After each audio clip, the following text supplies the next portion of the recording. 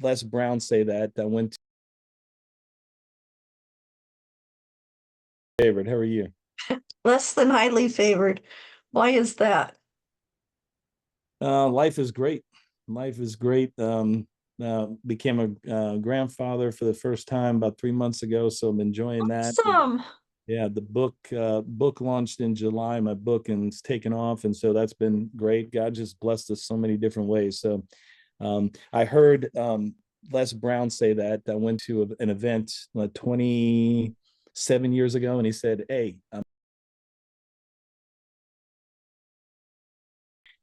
when you say highly favored, they go, oh, okay, so you now you realize that those blessings have created, a different level in your life. So what my journey is in life is to seek him in all things I do and listen, be still to listen from him, and then move in that direction. For many years of my life, I was a knucklehead, and I would talk to God, talk at him, and then just say, okay, well, why haven't you blessed this? Why isn't this thing working? I mean, and then, so I tell people all the time, the way my journey of life works, sometimes God would drop a pebble on my head and I would go, oh, yeah, whatever, just shake it off. Then he would drop a brick on my head and go, oh, that hurt a little bit. And he still didn't get my attention. And he'd drop a piano on me. And then that would get my attention. And I said, Yeah. so I got a big giant head, and sometimes and thick skin. And so sometimes it takes a nice wake up call. So, So okay. welcome everybody to Wisdom on the Front Porch. I have a very special guest here today, Bill, and in a minute I'll let him introduce himself to you. But I want to thank you for being here as our guest. You can always support this through going to the website, wisdomonthefrontporch.com. We also have the and print magazine, Wisdom on the Front Porch, and you can subscribe to that. Comes out 6 times a year. Why six? Because we don't want to overload you with so much. You've got so much bombarding you now. These are quality articles, quality information to give you that meat and potatoes that you need right now. Of course, we always put a little dessert in there too. That makes it better. So, Bill, I'm so glad you're here. I see you've got your Built for Life. We were just talking a little bit before the show about your books and some of the other things you have going on. So, why don't you give us a really quick introduction of who you are and what you do? Awesome. So thank you for this opportunity to be on here. It's very exciting for me to be here today. So my name is Bill Korman.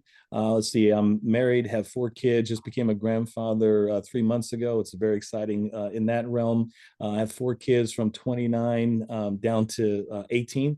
And Oh, so the wow. amazing gifts and blessings in our life. Married to amazing Kimberly Korman.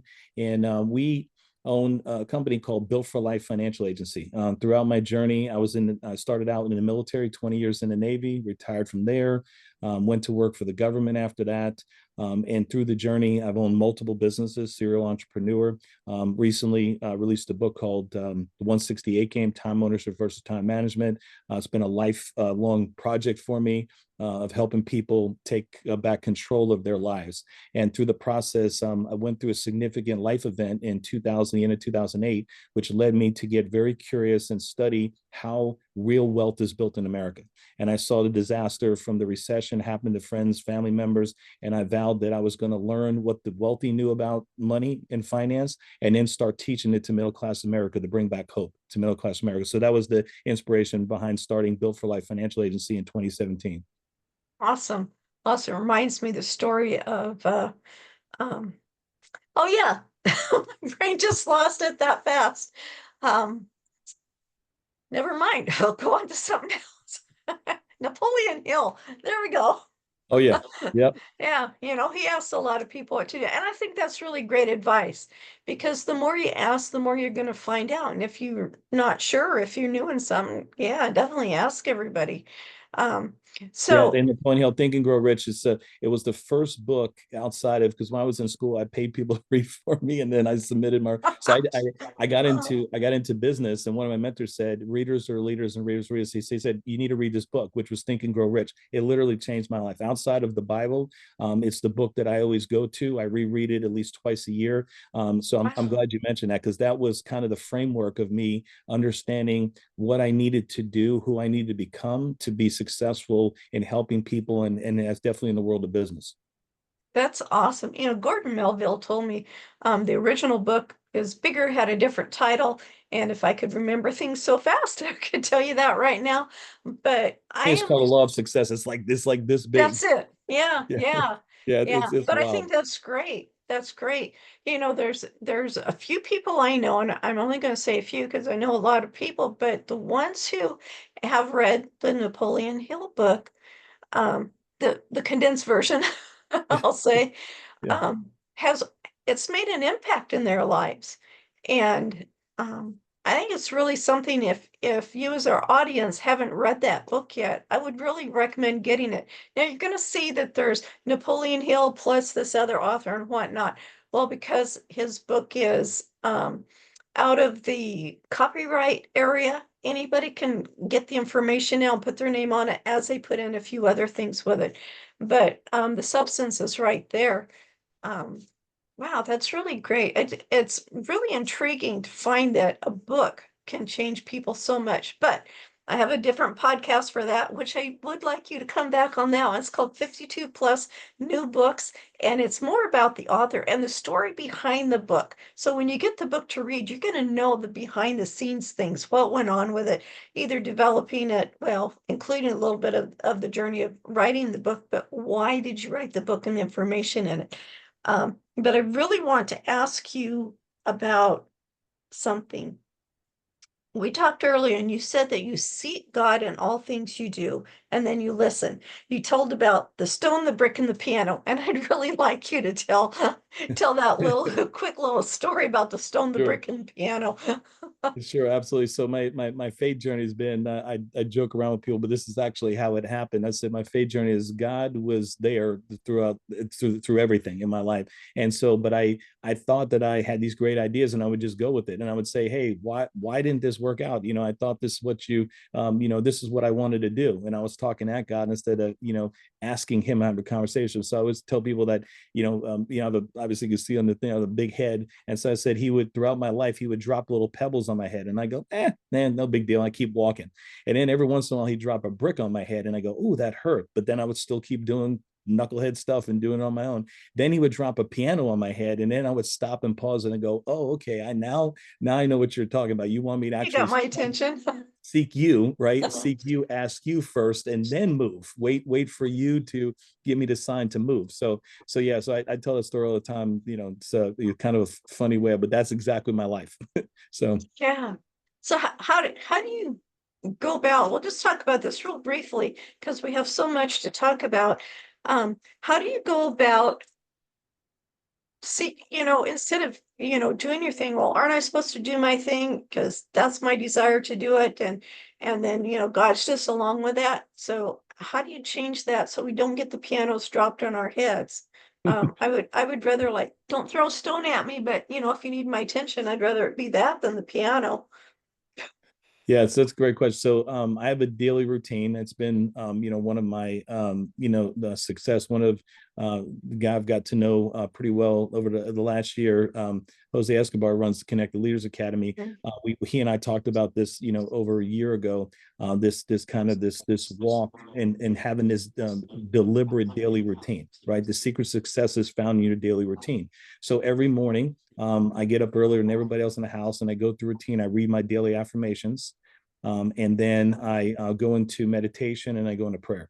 And what I instead of talking at God, I ask God now, what is it you need me to hear? So every single day, every single morning, every single night, same routine.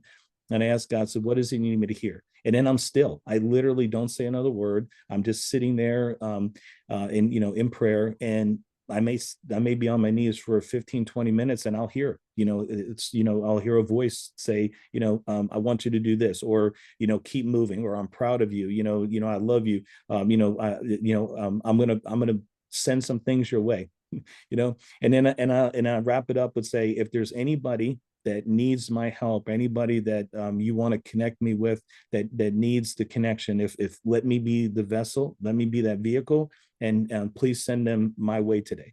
And so and I do it Wow. with all of my agents in my company. I started this with them about 4 years ago, and I said, look, I want you guys are going to challenge with me to do this daily routine every morning. I want you to say your affirmations out loud in the mirror morning and night naked. And they all started laughing. They go, "What is it? Did he just say?" He just say? I said, "Yes." And there's a reason. There's a psychology to it. I want you to do it because in our company we have 4 pillars: faith, family, fitness, and finance, in that exact order. And I said one of the things that is, especially with my guys as entrepreneurs, my company, we got a huge diverse company, but men and women, and 53% of my company is actually women. I said one of the things that everybody struggles with today is setting aside time for their health. I said, so that's why we built one of our pillars as fitness. And so I said, what you're going to do by saying your daily affirmations in the mirror every single morning and night naked is you're going to look at yourself, right, in your most vulnerable, position, and Can't you're get going to more say, vulnerable than that, especially the older you get. exactly, and you're going to ask yourself this question: I love what I see, or I don't like what I see. And you know what the cool thing is? The person in the mirror is the only one that can change it. And so that process Wow. of going through those affirmations, in that vulnerable position every single morning, every single night, is going to move you. It's going to move you in a direction that you want to go. And again, that habit. So that's where that I've found massive success. In Napoleon Hill's book, Think and Grow Rich, he says the secret to success is hidden in your daily routine. So that's what he found from interviewing all those successful people. They had a standard routine they kept to every single day. Cool. So it's faith, family, fitness, and what was the fourth one? Finance. Finance. Yeah, the 4 F's in that order: faith, family, fitness, and finance. Okay. And what we tell our agents is that if you focus on, and everybody I've trained us on, if you focus on the first 3, the money takes care of itself. But that's the problem with money, is that in middle class America, we've been taught to chase money, right? Right. Go to school, get an education, go get a job, work your 40 hours, work your overtime. We're chasing money, and it doesn't work. You're on this wheel, the rat race, and then we can't Oh, seem to yeah. figure out how to get off of the rat race, right? And then maybe we launch off it or jump off of it when we get to retirement age. So that's in our company. Our focus is to help people understand how real wealth is built, how to get out of the rat race, and to move into a journey, right? A life journey, and to build harmony in their life instead of, just, trying to just, spin 15, 20 plates a day. Yeah. So in my family, um, I have my daughter who's working. She's worked almost all of her, adult life, even in uh, high school. And her son just enrolled in the military, going to be going in November. He heads out. And so for her, but how can you start something like this at her age? And I'm not going to say my age because, we'll start with her. Most people, that I talk to are in their 40s, the late 40s, going early 40s. Anyways, they're getting closer to older life. They know things are changing. Their kids are all growing up, and it's like, and they may be thinking now, because you don't think about these things so much when you're young. I'll worry about retirement and all of that stuff later, but that's really when you need to be thinking about it. But someone her age and getting close to, another 20 years, I will be 65, time to retire. Maybe in 20 years in this job, I'm ready to do something else. But if they're not financially set, what do they do? So how do you teach somebody, or is that where can you start right there with what you do to show them how to be financially set to have that legacy to pass on, at least a financial legacy. There's other legacies too, but Absolutely. Yeah. So I'll give you a two prong answer to that. So from a client perspective, when somebody comes work with us, it's never too late to start, because if you don't do something, we know what the result's going to be, right? So oh you may yeah, not end up with the massive nest egg that you wanted to, but when you work with us, you'll definitely be better off with not working, right? Not having a yeah, conversation. So from a client perspective, we teach them the Warren Buffett success principles of personal wealth, not what he does on the business and invest side, but on personal wealth side. Warren Buffett says you need to build wealth using what he calls the 3 ways money grows. That's having fixed okay, strategies, right? Those are savings. Money market accounts, savings accounts, things like that, bank products. You need money working for you in the market, right? That's called variable. You need variable products, which is your okay, 401ks, IRAs, mutual funds, stocks, crypto, real estate. But then you need a mix in indexing.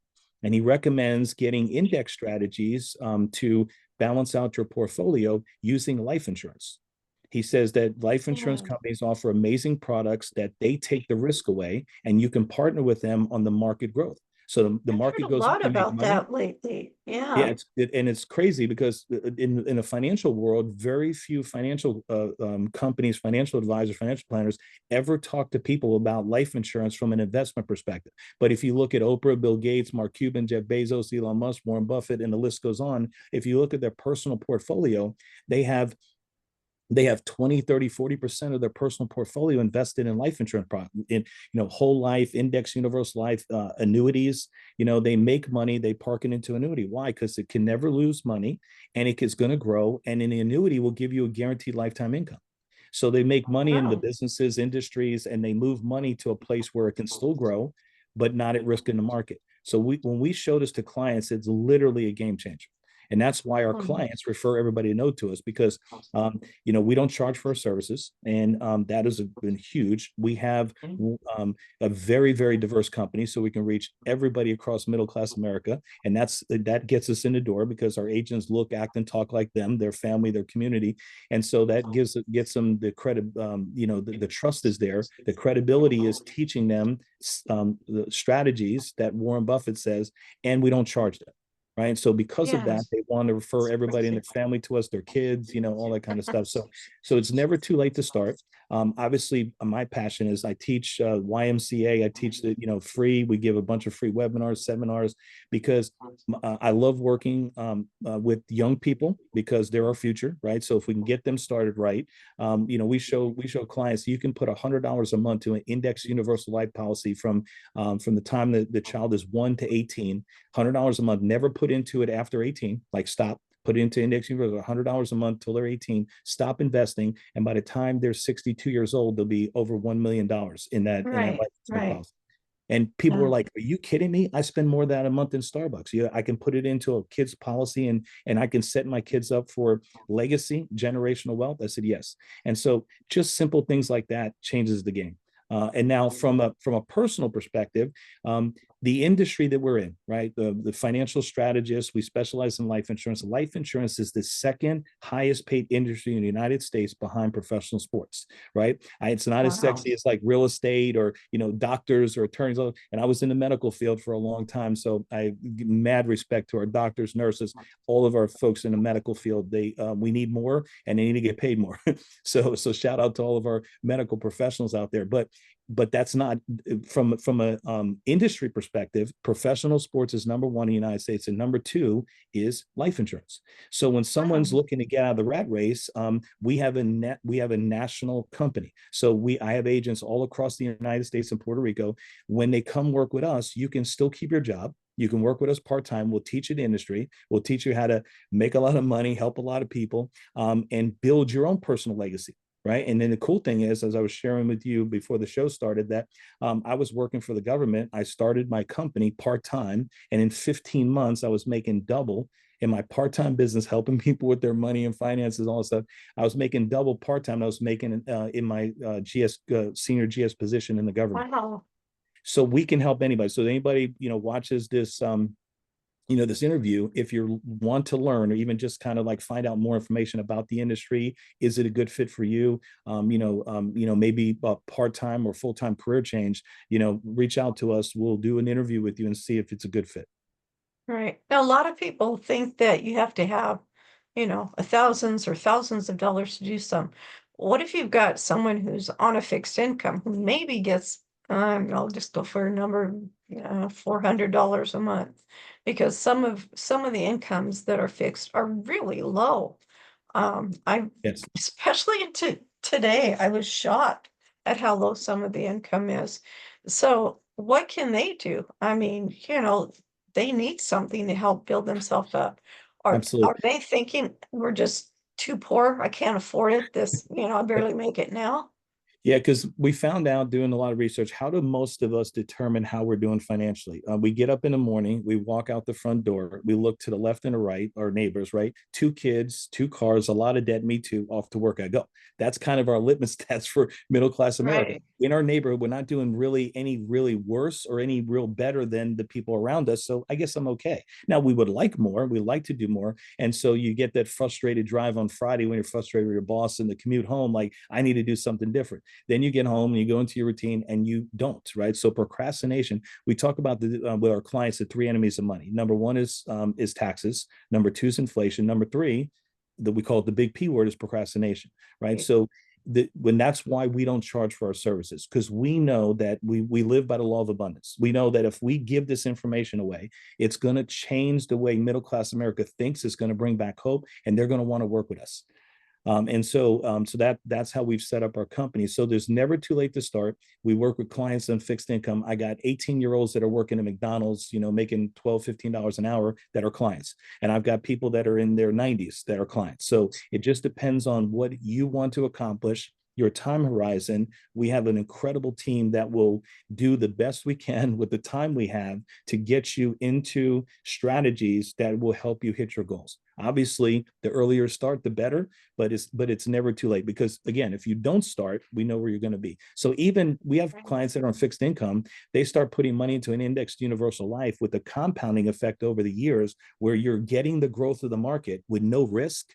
That's incredible, because you get to invest in something where the money goes in there and compounds. The insurance company partners with you. So if the market does well, you get interest credited in your policy. In index universal life, you get life insurance, you get living benefits. 47% of people purchase life insurance today when they find out about living benefits. What are those? It's a rider inside the life insurance that says if you get sick, heart attack, stroke, cancer, major burns, disease of any organ, blindness, lose a limb, anything like that, it's a qualifying event. You can access up to 95% of your death benefit while you're still alive. That's Oh, called living benefit. nice. So when people see that, they go, wait a minute, I have a term policy years ago, doesn't do that. I had a whole life policy. It's been around about 27 to 30 years now, living benefits, and it's been a game changer. Right. There are a lot of people that had issues, complications and things that happened after COVID. Strokes are up. We're having 30-year-olds having strokes today. It's like crazy. Oh, What's going yeah. on? Yeah. We've got heart attacks are up. So if that happened to you and you had one of these policies while you're healing up, because we have a high survival rate, right? Because of our medicine and access to Right. healthcare here, emergency rooms and stuff. But then what happens when you're recovering? You're out of a job. How do you pay your bills? Well, if you had a policy with living benefits, we send a letter to an insurance company. Again, you can access up to 95% of your death benefit today to pay the bills, so you don't lose your house, you don't have to file bankruptcy. We do massive seminars nationally on the power of living benefits. So now in Index Universal Life, you have death benefit, you have living benefits in case you get sick, and then you have this tax-free accumulator account, right? And I did say tax-free. Your money grows inside of an Index Universal Life tax-free, and you take it out tax-free. You access it whenever you need money. So unlike your 401k, you can't touch to your 59 and a half. Inside of an Index Universal Life, you can take the money out whenever you need.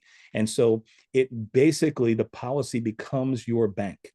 And that's why they call the concept infinite banking, because you put money in, you invest it, it compounds. When you need money, you loan yourself money. And if you loan Okay. yourself Right. the money, when you pay the loan back, you don't have to, it's your money. But if you pay the loan back, guess who gets the interest? You do, instead of the bank. And so instead of borrowing from the Isn't bank that for buy nice? cars and all that stuff.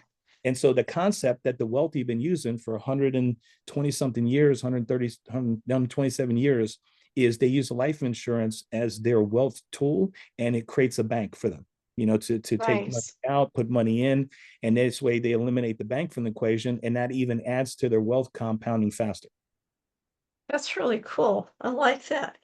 Um, so we kind of got a little off topic, not really, because we're finding out about you and what you do, but um, I want to know more about you. Who is Bill? I understand that there's a difference between powerlifting and bodybuilding. Let's Yes. talk about that. Yeah. So so powerlifting, bodybuilding. So I thought I wanted to be a bodybuilder when I was in my 20s. So I hired a trainer, and after 6 months of working with me, one morning at the gym, he says, "Can I have an honest conversation with you after getting upset. I said, sure. He said, you're not a bodybuilder. He said, you don't have the diet discipline. He says, your personality is more of like, you like being on teams and things like that. He goes, bodybuilding is an individual sport and you don't have the diet discipline for it. You have the genetics. I can work with that. But he said, let me introduce, have you ever heard of powerlifting? I said, no. So he takes me to another room in the gym and he goes, these are powerlifters. And they were all hanging out with each other, helping each other out and all that stuff. So I go, this is cool. I want to be part. So powerlifting is you against the weights, right? And it's like a brotherhood or sisterhood. The cool thing I love about powerlifting is that if you keep yourself healthy, you can compete in the sport until your 70s. I've been to events where we have men and women in their 70s and 80s still competing because they've taken care of the body, they did it right, they're healthy. So I loved it because I found it was like another family, like it's a brotherhood, sisterhood. So when you go to events, everybody helps each other out. They go, hey, it's been a year since I've seen you. It's like when I would go to bodybuilding events, it was like they all couldn't stand each other. Like so I Oh, love wow. powerlifting because it's like that community, right? And so again, we built our company that way, our family, everything's, we call it the BFL family. So everything in our life is about family and community. And so I love the sport because it's set up like that. That's awesome. And I think you were saying that a lot of people in their 50s are the ones who are setting the world records. Yeah, if you look That's at just most of phenomenal. the world records have been broken by because people have been in the industry, and year after year you get better and better and better and better. So many of the world records have been broken by people in the late 40s, early 50s, even some of them into their late 50s, because they just get better. Technology training gets better, and if you stay healthy, your numbers build up, build up, build up, and then eventually you're in a position to break a national world record. So it's very exciting. Wow, that's that's phenomenal. I like that. And let's see, you were in the Navy for 20 years. You've been managing businesses your whole life. That I want to hear about. You've Yes, ma'am. had a lot of businesses. What is a serial entrepreneur for those who may not know? And we're not talking Kellogg's or General Mills here in Right. Yeah. Abisto, Yeah. Yeah. Not that so kind of so cereal. what is a serial entrepreneur and how do you know? Maybe a lot of people have been one and didn't realize it. Absolutely. So you have entrepreneurs, you have intrapreneurs. Those are people that work at companies, but they think and act like they're the owner, right? So if you own a company, you definitely want to hire or develop intrapreneurs. And then there's serial entrepreneurs. These are serial entrepreneurs are ones that absolutely, with every fiber in their being, they love creating something. They love creating something new. They love solving a problem. They see a problem, they go, I can figure that out. And then they develop a company around it. And then they either build it as their passion or maybe they sell it off and they go on to something else. And then they see another problem and they go tackle that. So serial entrepreneurs, most of them have one or two or three businesses going at the one time. I help coach and mentor a couple business owners, men and women that have 7, 8, 12 businesses, like the massive serial entrepreneurs. I'm like, and so with my book, The 168 Game, that's why I was coaching them on how do you create harmony, right? As an entrepreneur, there's no such thing as balance. Yeah, I The love goal is that. to I seek love that. harmony. And Yeah. so I teach them how to develop harmony while keeping all of their businesses up and running, but not sacrificing their health or their family along the way. So a serial entrepreneur is someone who it loves entrepreneurships, loves capitalism, free enterprise, and they love seeing problems and solving them. So Yeah. that's what a serial entrepreneur is. Yeah. I've had a few people tell me can only do one thing at a time. And then I see people that are doing 3 to 6 things at a time. And it's like, how can you only do one thing? Because some of them, they all correlate with each other in some way or another. Some of them, they're each so different from each other, and yet they're still making a big impact in every one of them. So, yeah, I think a lot of it could be just who you are and how your mind thinks and what you're able to do at this time because we always are learning. You can always learn how to do more. So, Yep. and I know for starting out, you probably should concentrate on one thing first, get that Yes. down, and Yep. then you can start figuring out these others. So, What I yeah, coach people to do is to create your Mississippi River, right? Find something you're really, really passionate about that you can get involved in, solve a problem like there. podcasting. Exactly. Yeah, exactly. Yes. Podcasting, right? Being able to get people's messes out there, get the world, the incredible stuff you're doing. And so you do that, and that creates a revenue stream. And we teach people how to create passive residual income. That Mississippi River, just like the actual Mississippi River, has all these little fingerlets that come off of it. That's Right. where you build your other businesses. But it's very hard to do. One of my original coach and mentors said, you can't ride two horses to the finish line, right? So he said, build the one first, build that massive racehorse that's going to Right. take you to the winner's circle enough times where you have the capital and the financial backing to then go on to Okay. other ventures, right? So I wanted to start. My wife and I started a nonprofit recently called Their Voice Global Warriors, focused on going after human trafficking. I wanted to start that business, I mean, that nonprofit 9 years ago. But through the process of having coaches and mentors, he says, my coaches would say, my mentors say, you're not ready, right? You're still building this other thing. Don't do that Yeah. yet. Wait. So the other thing in success is having the right associations, right? You're the associations you have, the books you read, the events you attend, are all part of your recipe, for success. In the book, I talk about all of the research. It's not me. It's science has proven that multitasking is doesn't work, right? Multitasking is a myth. But what you can do is you can do multiple things if you build systems. You can never outgrow your business, will never outgrow your systems. So, what I teach people to do, how to build the right systems. Like for my company, we built a CRM from scratch because the company that I partnered with didn't have a CRM. So, we built it from scratch because I wanted to grow faster than everybody around me. I had this mission to go after, of bringing back hope to Milka. So I built a CRM to handle all of our business, to track everything, to help us grow. And so our business literally went like this because I was being held back because I was found myself going to the old relic of time management and multitasking. I'm like, nope, this is wrong. How do we scale? Well, we build systems to handle the volume. And Okay. I so have a so that question that's for you another thing before we too. go on. Sorry. Yes. Um, I do want to interrupt you. You said multitasking doesn't work, but yet it sounds like that's what you're doing. So maybe explain the difference. Absolutely.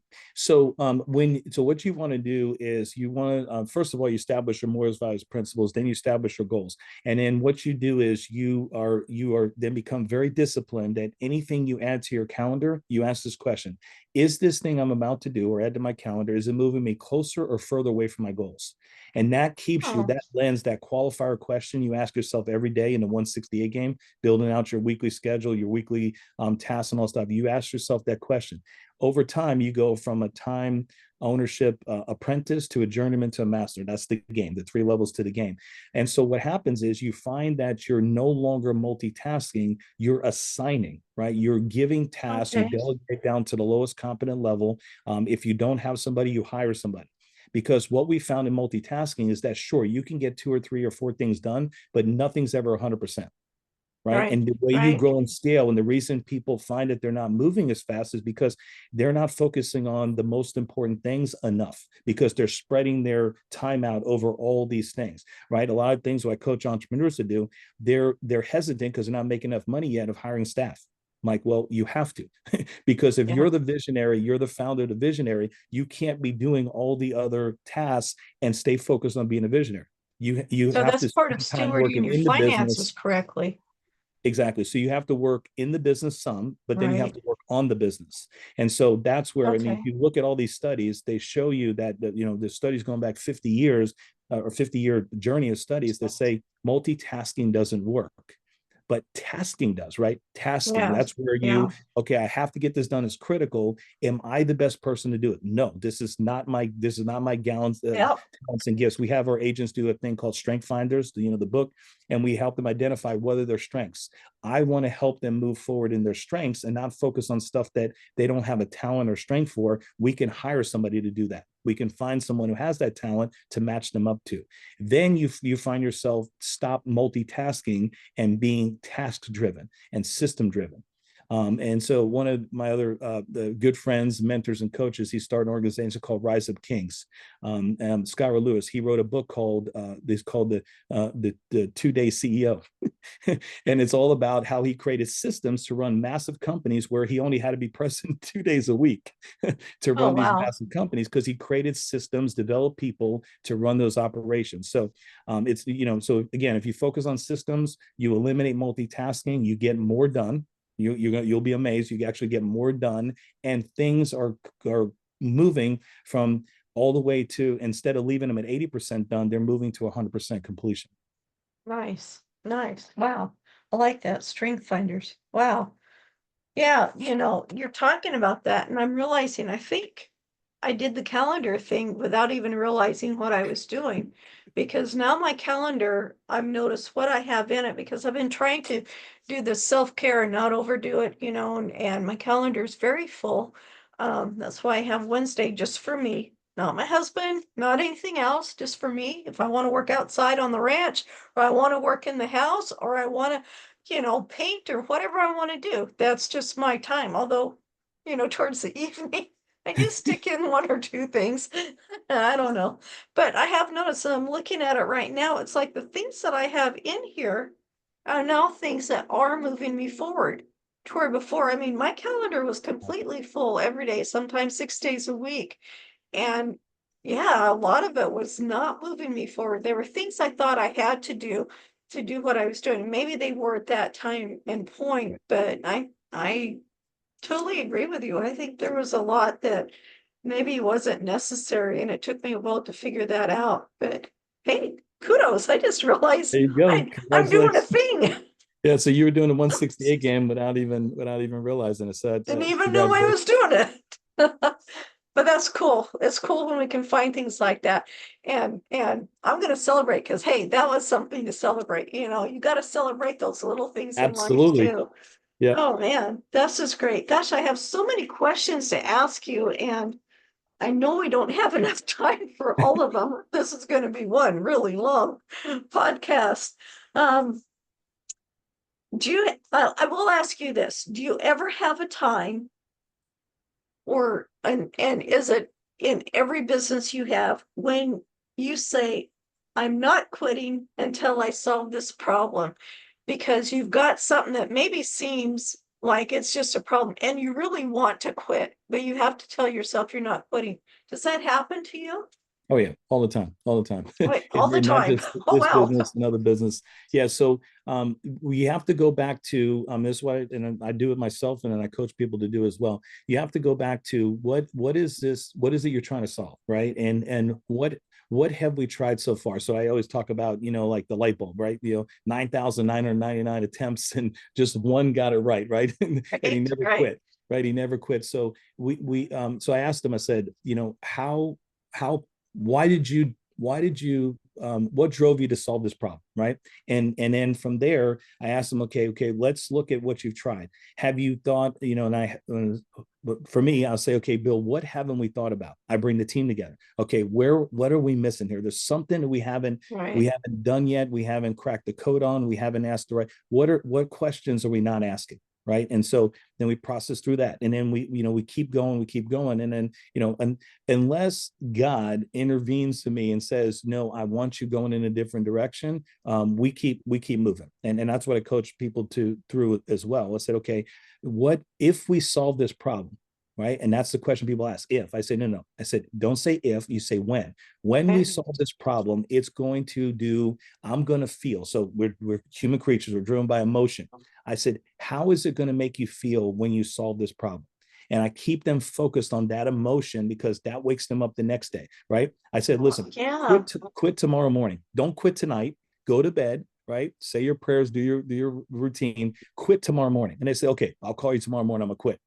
Guess what they do? They call the next morning, but they don't quit, Yeah. because you have to get outside of that into the emotion of, and that's what I walked them through. I Yeah. said, listen, when you solve this thing, how are you going to feel? And they go, oh, this is going to happen. I'm going to do this. I'm going to do it. Like when our agents hit that success level where on a part-time basis, we've matched their job income, and now we do a freedom party for them. They're out of their job I permanently. They're like that full-time freedom entrepreneurs. party.